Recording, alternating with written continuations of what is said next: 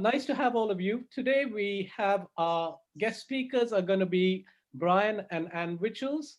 I don't think either of them need any introduction to those of us who've been involved with FOV or those of us who've been medical students in the 60s, 70s, or 80s. Anne and Brian have been very much part of the institution and came to Vellore in the early 60s. Unlike most missionaries who usually came out to help with the medical field in Vellore, Brian is actually an engineer and actually didn't help with the medical field, but probably did a lot more than what a lot of the doctors who came out to do. And I don't think I'll be exaggerating if I said that actually Brian turned the engineering department or moved the engineering department well on from the dinosaur phase to the digital phase. And the engineering department and lots of improvements that he's going to talk to us about is all thanks to Brian. In addition to that, Brian was also an active member in the choir. I remember being a tenor myself, singing along with him in the choir every Sunday evening, and that was something that we all enjoyed. And of course, Anne very ably really just molded into the institution and the life in college, and used to help the men's hostel plays, the women's hostel plays, the college day plays. Anne was always there directing it. And one of the things that stand out in my mind as a student, unfortunately, I never got to experience this, but all their foster children would come and they used to have them over for dinner and would come and rave about Anne's roast pork. And sometime maybe I'll get to taste that. But that used to be the talk of men's hostel after dinner in the Witchalls' house. So without much ado, and the nice thing about actually Anne and Brian is even though they left Vellore and came back to the UK, and Brian got back to the NHS in the early 80s, after they retired, they've actually continued going back to Vellore every year, spending part of the year in Vellore, Brian helping with the engineering department, Anne helping with the public relations office department, the PTP program, and they've actually still the heart and soul of CMC resides in them. So without much further explanations or chit chat, I will hand over to Anne and Brian. Thank you so much for accepting this invitation. My goodness, it looked like the people from that photo of.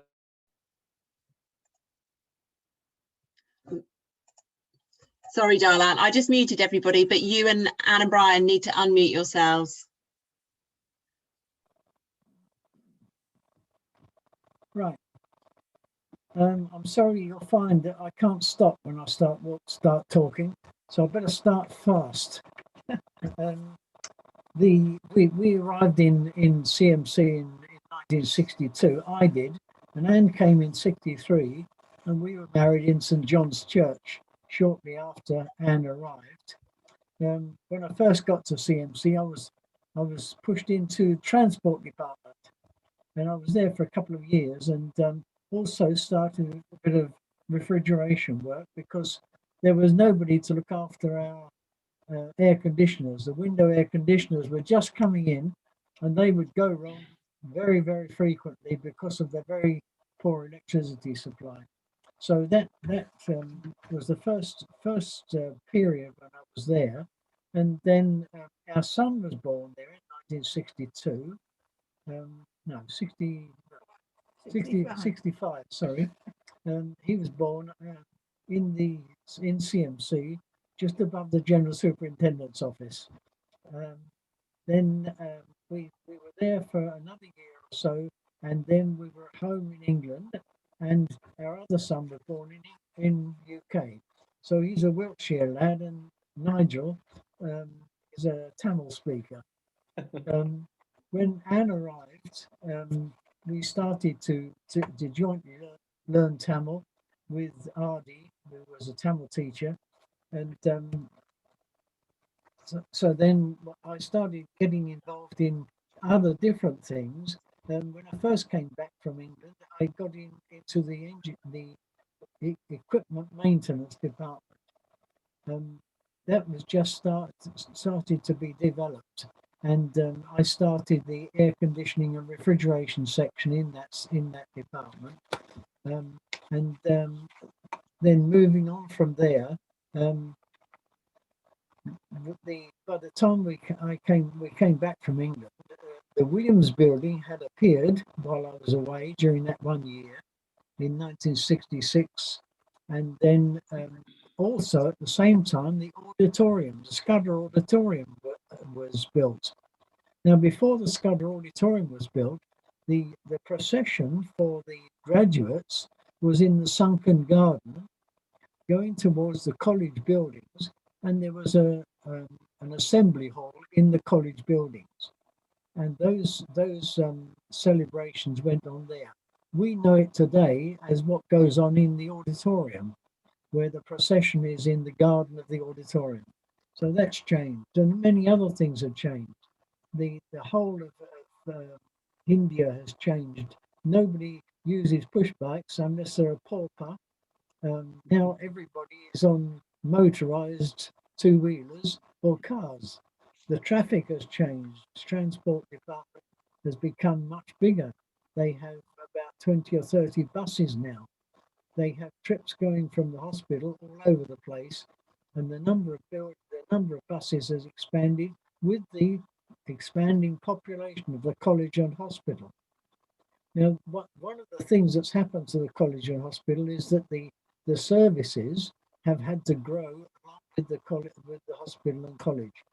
And in the hospital, when I was in 1970, a project was started called the EPOC project, EPOQ, E for engineering, and then OPQ buildings were the blocks that we know today as O, P, and Q. And the theatres were built at that time. Now, before that, the theatres were in a small part of the hospital, which is now the cardiology department. Cardiology offices was the entrance to the theatres.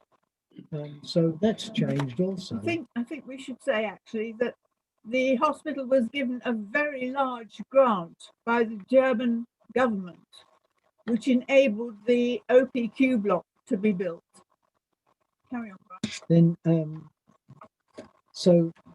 the OPQ building, the engineering building had generators put in and steam boilers to run the other departments, the departments which were to come. Central Sterile Supply Department was started. The laundry was started. None of these departments were there previous to this. Laundry was done by dobies, taking the stuff out on donkeys before the laundry was there.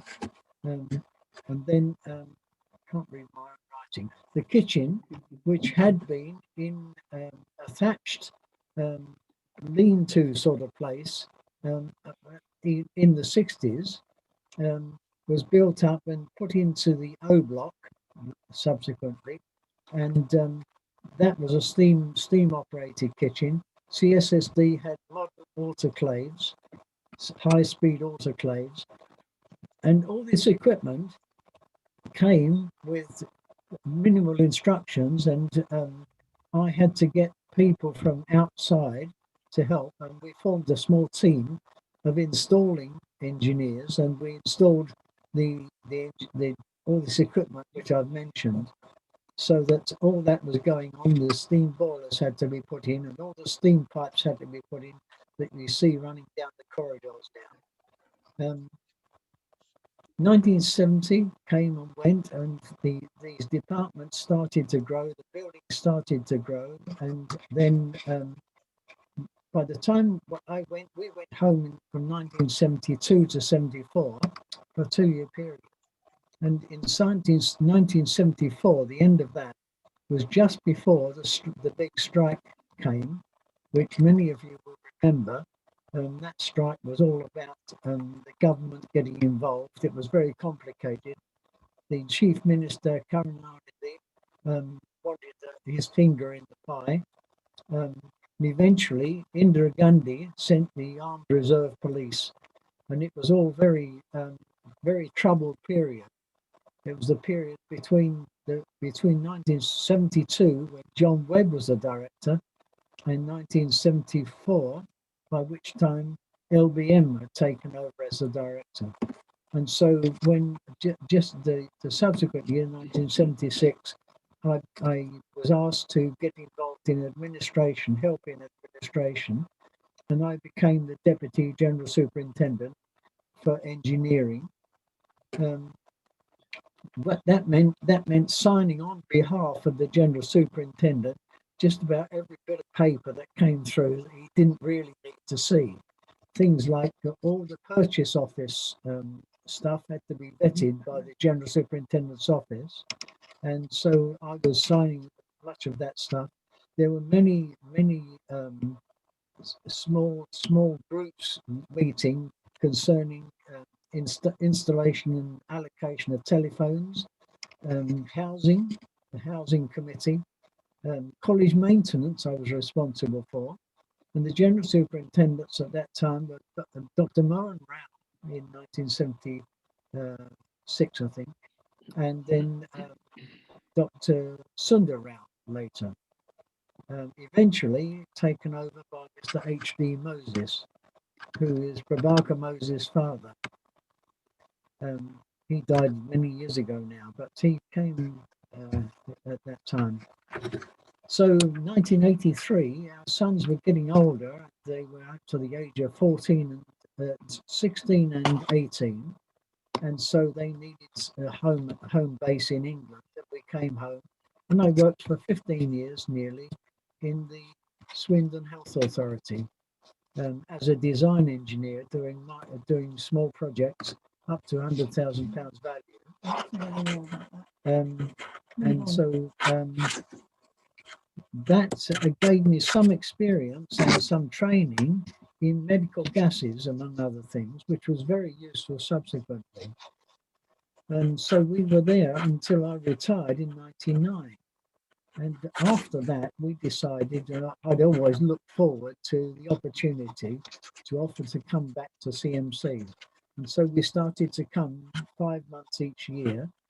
And since then, we've been going, we haven't for the last couple of years because of COVID and because of some of our own health considerations. But when I came back to CMC at that stage, the first thing they asked me to do was to have a look at the boilers, and they had steam leaking just about everywhere in the laundry and the CSSD and the kitchens.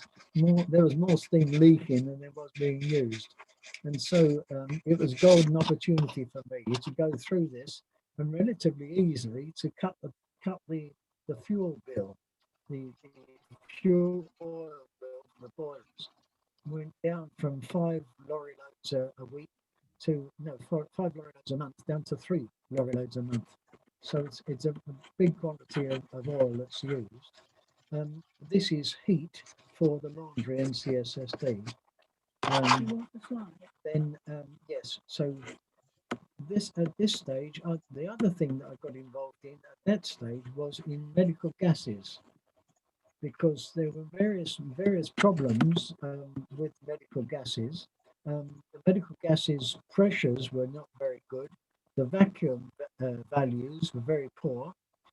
So we did a lot of formation of different pipe arrangements, and I designed and we manufactured the anesthetic gas scavenging system, which makes a lot of difference to the atmosphere in the theatres. When you went into theatres before that, you could smell the anesthetic gas throughout the department, and there were complaints about it, and so we made this system. That anesthetic gas scavenging system is still running, and has been copied for other theatres, other parts of the hospital. So if we look at the pictures, the Central Sterilisation Supply Department, CSSD, this was the department which I talked about earlier, having been involved in that in the 70s. Well, it was decided it needed rehashing because new equipment was coming in. They were installing gas sterilisation and taking out, they were no longer going to be using glass syringes. So that changed a lot of the things that went on in the department. And to my surprise, the drawings that I made for the floor layout, I came home at the beginning of the year, went back 6 months later, and the department had been moved back after having laid a complete floor, stone floor. How they shifted so fast, I don't know. Then if we go on, the other department that came in for attention at the same time, the subsequent year, was the laundry. And the laundry was very, always very crowded. And I did drawings for the floor layout. And when I did it, I drew trolleys everywhere, because you can see what happens if you draw a corridor. It's not the same when it's got trolleys bumped in it, and you couldn't get rid of the trolleys. The machine on the left-hand side of the picture had a major steam leak, and I had to redesign the steam pipe work on that. But the one on the left is the first one we had with a folding machine at the end of it.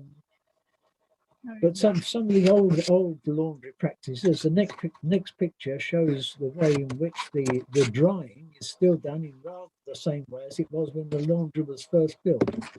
But the only thing is it was shifted onto N ward, neurology ward. It's on the top of N2. So that area is not available for other purposes. And so they take a lot of this stuff up there to dry, the stuff that doesn't need ironing so much, and it saves a lot of energy that way. Going on the site plan, now a lot of my involvement since going back has also been in the medical college, because I was again involved, as I had been before, responsible for college maintenance. Now I got involved in college maintenance and trying to improve some of the maintenance problems. And I've always believed that maintenance gets done if it's easy. If you make it easier, it gets done more adequately. So I got involved in starting to improve the maintenance. And particularly, I've ended up doing the sewage treatment and water recycling. But this picture shows at the top of the picture, you can see the pattern, the shape of the men's hostel. And to the left of that is an area between there and the Fitch hostel, which you'll see a picture in a minute of a place called the Eden Garden. Well, that area became a dumping ground for all the rubbish. And when they had dumped all the rubbish, one fine day it caught fire. And underneath it was burning, and on the top you could just see smoke coming out. And this went on for over 2 weeks. It was very difficult to put it out. They decided they would not dump rubbish in there anymore. And the practices that resulted in that need were stopped. And that was turned into the Eden Garden. I have been involved in the other end of the campus on the south side. There's a small square right at the very bottom on the left-hand side in the corner. That is the Sewage Lagoon. And the lagoon is a sewage treatment system. If we can go on, we have this is that treatment system, and sewage coming in there takes 20 days, but it uses no energy. It comes in at one end, and we have aerators on the top of the water to help the breakdown of sewage, and so this takes 20 days to treat the sewage that was coming in. It was going out through the wall into the surrounding land. The government made us stop doing that. Not just us, but everybody all over the country had to stop sending any untreated water out from their campus. So this meant a big change, and so we needed we needed a different system, a faster system. If we go on, the ultrafiltration system was introduced. This ultrafiltration is the fourth stage in the treatment system, and this is called a FAB system, floating aerated bed. It means, but it's a means of dealing with the thing. But you need to pump air through the system, and it uses quite a lot of energy. But instead of taking 20 days, it takes only 8 hours. So we go to the next slide, you'll see the sort of situation that was there in the lagoon was that when sewage came in, it deposited sludge all over the base of the lagoon. This had never been cleared, and that sludge was 4 or 5 feet deep, 3 feet in the middle, and about 5 or 6 feet at the edge, and it was like this for years. This is okay, but you do need to clear that sludge. The situation changes when you get a lot of rainfall. One of the problems we have is that the campus had been surrounded by a wall. And if we go on to the next slide, the result was that when we had serious rains in 2015, the rain came down. There was a drainage system all over the campus, but there was ultimately nowhere for it to get out through, which was where originally the sewage outlet was. And we had on that day, we had to go over to the wall and break a hole out through this stone wall. And getting those stone blocks out when it was underwater was quite a difficult thing to do. So, yeah, so if we go on to the video, we'll see some of the other aspects of this. If you start the video, the sewage system does two things. It treats the sewage and also it saves water. First of all, it's Eden Garden. This is what I was talking about before. The area between the men's hostel and Fitch Hostel is the area where there was a rubbish dump. But now it's been changed into this garden area.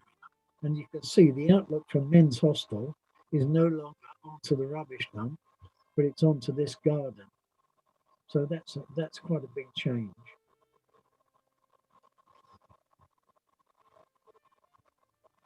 That was all covered with bags of rubbish. Now the new treatment plant is capable of handling the same as the old one, but instead of taking 20 days to come through, each batch of sewage that goes through only takes 8 hours. So we've gone from this system to that little house there has blowers in it, air blowers. These are the treatment cylinders, the green ones. Then there's settlers which separates the water from the sludge, and then we have ultrafiltration at the end of it. Now the effect, this is the ultrafiltration system as well. The effect of the ultrafiltration is to make this water suitable for use for toilet flushing. And we have a similar end in the hospital. We use a lot of the treated water for toilet flushing. That's the canteen. Right. The new canteen, staff canteen. In hospital. Yeah. The other thing that's happened is that solar panels have started to be introduced, and they've got, in the hospital, they've got something like 4 400 kilowatt hours of electricity they produce, 400 kilowatts.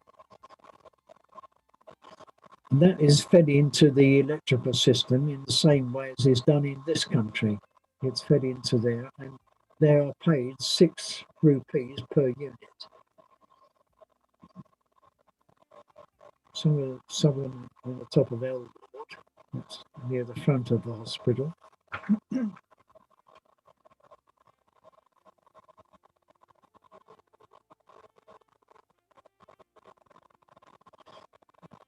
The RT building is the radiation therapy building.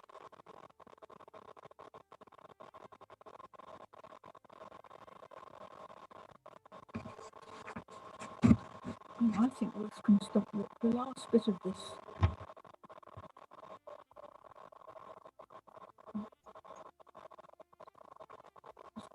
is a different building.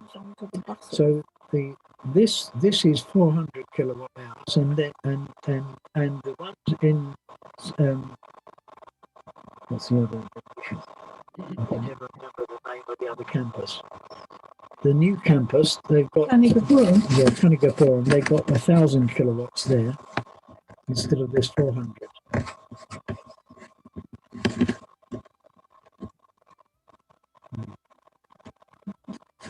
I don't think we need the end of this video. No, okay. I think we can stop there actually if you want to. Bruce, I think we can stop the video. We don't need this last bit. We've got yellow buses instead of silver and blue. I think we're okay for time, Brian and Anne, so we can carry on with that if you want. We're fine with time. Would you want to go back to the slides? No, we'll just leave it. Yeah, we'll go on. So when no. Can we move on to the College Hill? Where we got to, yeah. That's the slide. Okay, yeah.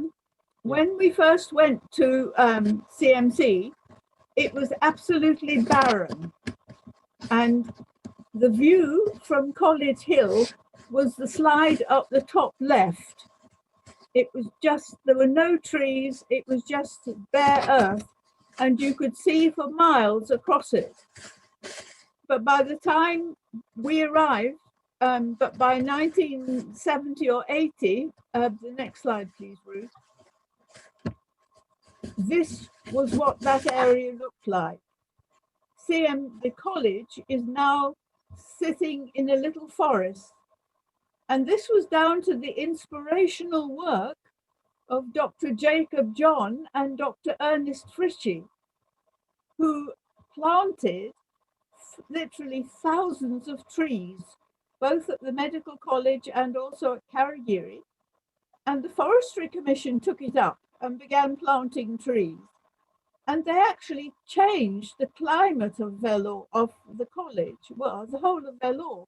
And it attracted rain, so that Vellore is now a much greener place than it was in the 1960s.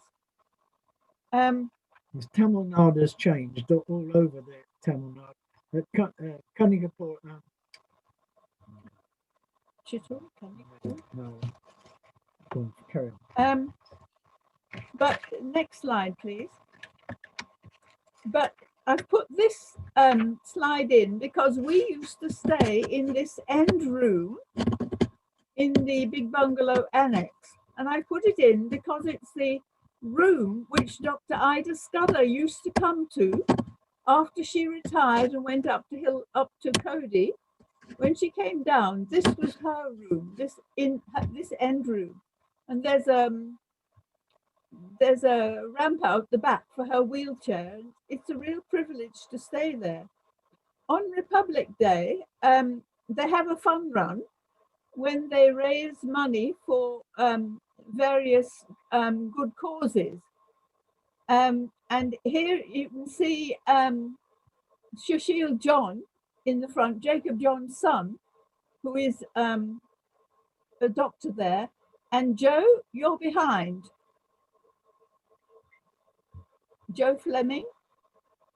Oh, of course, you're muted, aren't you? Yeah. All right. Okay, we'll move. But that is really there just to show. And we'll see in a minute a photograph of another inspirational person, Dr. Anna Kulimu, who is the present principal. And one of the things they did was they used to started daily rubbish collection. I call them the green goddesses. They come to every home in the morning and collect our rubbish and take it away to the recycling center. They are all from the lowest of the low castes and have no other work. And CMC is also looking after them. Next slide, please. And that is Dr. Anna Kulimu. We all know her as Ansu. Pray for them, especially at the moment, because their mother died a couple of weeks ago. She is a real instrumental, and she caught the vision from Jacob, John, and Ernest, and she is absolutely committed to the greening of CMC. And when the ladies collect up all the rubbish, it's sorted over, and bottles and things like that can be sold on. But the garden waste is used for vermiculture, which can turn all the garden waste into fertilizer. And then it's sold on to the local farmers. And here is Ansu in the vermiculture center with some of the green goddesses. Can we reprise the College Hill? When Ida Scudder stood on the top of College Hill and said, "This is where I want to build my college," she said, "We are not building a hospital, we are building the kingdom of God." And CMC does not just treat patients, it is holistic medicine. And today, a large part of CMC's influence is in the greening and sustainability of life, which I think is a really wonderful thing. Okay, thank you. Brilliant. Thank you very much, Anne and Brian. That was absolutely fascinating. It's just an eye-opener. While all of us were busy beavering away in the wards looking after patients or doing things, there's a whole host of people working to make that happen in terms of the technicalities and the engineering department and all that went with it. Now this time we're doing a slightly different format. We'll have a general question and answer session to Brian and Anne about what they said. And then we'll do that for 10 minutes. And what I thought we'll do this time is break out into different breakout groups, in smaller groups, just to socialize, just to chat, and for another 10 minutes. And then we'll come back and close the whole meeting at about 8:30. So anyone with any questions to Brian and Anne, remember you're muted, so you'll have to unmute before you ask your question. But Brian, can I just kick off by just asking you, as a medical person, the 400 kilowatts and the 1,000 kilowatts which are generated in the CMC main hospital campus and Chittor campus doesn't mean very much to me. So what would that equate to, or what percentage? What percentage of CMC's 400 kilowatt that it generates would be, what percentage of their daily output would be provided by the solar energy? Well, the generators that are installed in the building next to the engineering department, there are 5 of them. Each of those is 1.25 megawatts. Okay. That's thousands of kilowatts. Yeah. So it's about 5 megawatts. So instead of 5,000 kilowatts, these panels gives us 400 kilowatts. So it's not a very big percentage. Okay. And the problem with all these ideas that catch solar energy are dependent upon the area available. And very often in commercial areas, there's not sufficient roof space when you have multi-story buildings. If you have something like an airfield and you put panels on that, then you can get a vast area.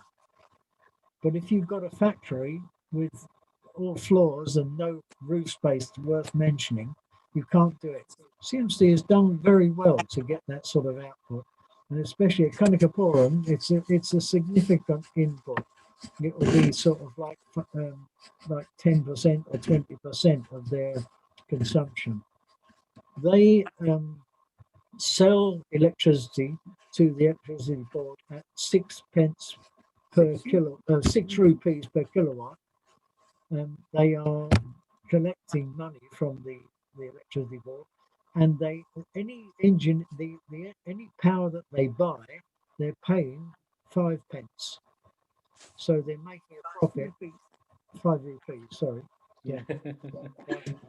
Yeah, just as a follow-on from that, I think you've answered the question already, but like we do here in the UK, the power that you generate from your solar panels, is it fed into a central grid? And that's what you were talking about. They buy it off you? Yeah. Yes, yes, Yeah. it is. It is. It's not cabled centrally back to anywhere. It's cabled only to the immediate building itself and fed in at that point. So it does mean that each of these groups of panels has to have inverter equipment where it feeds into the mains. Yeah.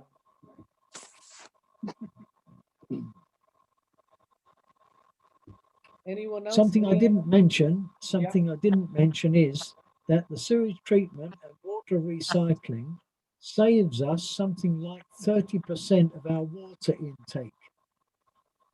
Wow. So that's a good reason for having a sewage treatment plant in the hospital. Yeah. And you mentioned that Brian.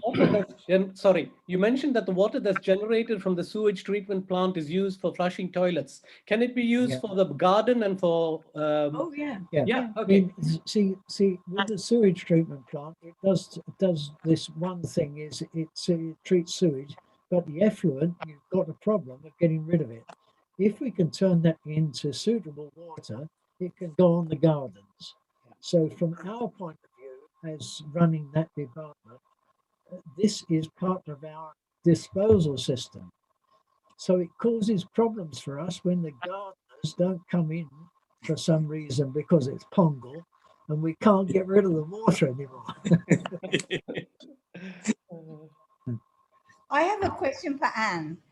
When I have not been back to CMC very often, but recently when I have been back, I found that the mosquito population was very high, and I am very susceptible to being bitten. So wherever I went, I found there were, loads of mosquitoes.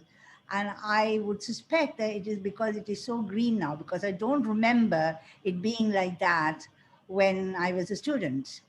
So I wonder if there is a drawback there, because mosquitoes are, I don't know what type of mosquitoes they are, but they carry diseases, etc. So I don't know. I mean, the mosquitoes depend upon water, which is stagnating in pools anywhere.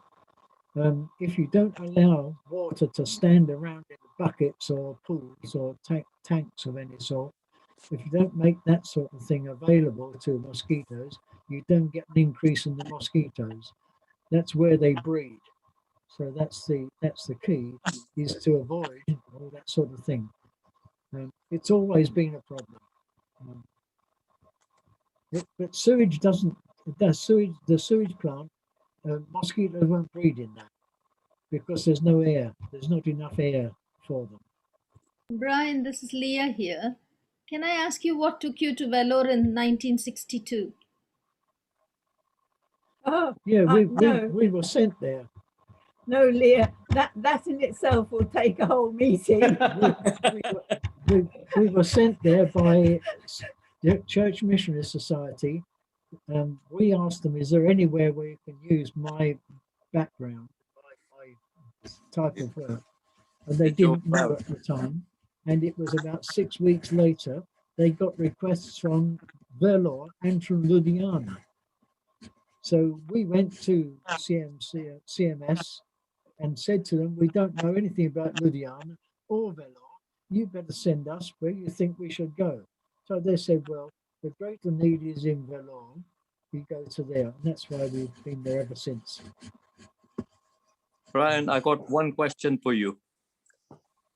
In a lot of my neighbors, where I live in Leeds, are using heat exchangers from the ground or from the environment to exchange heat for heat in the winter and for cooling down the house in the summer. Can this technology be used to provide a cooling effect in all the buildings in Vellore in the summer especially? Because that would make it very cheap, efficient. You don't need a battery, nothing. It just works. You generally find that many of these things are practical on a domestic level and not practical on a commercial level. It's the same sort of thing with as I was saying in the case of the solar panels, because in commercial situations you don't have the area involved available. You can do rainwater harvesting on a domestic scale. If you try to do it on a commercial scale, you find there's lots of different ways in which it's problematic. And I don't know what heat or energy you get from the ground, but the amount of energy needed for air conditioning is vast. It's very, very big, very heavy load. I mean, if there was if it was easy to do, if it was practical in India, it would have been done. That's where I would say. I mean, they're not dragging their feet over this sort of thing. They're at the forefront. Thank you. Okay, it was lovely having all of you. I hope you enjoyed the hour that's just gone by. A special word of thanks to Brian and Anne for that fascinating talk on their times in Vellore and how things have moved on in the last 60 years. It's really nice to see. Our next session is going to be exactly 4 weeks from now, March the 25th. And this time we're really privileged to have a very distinguished speaker who's with us today, Dalip Mukherjee, who needs no introduction.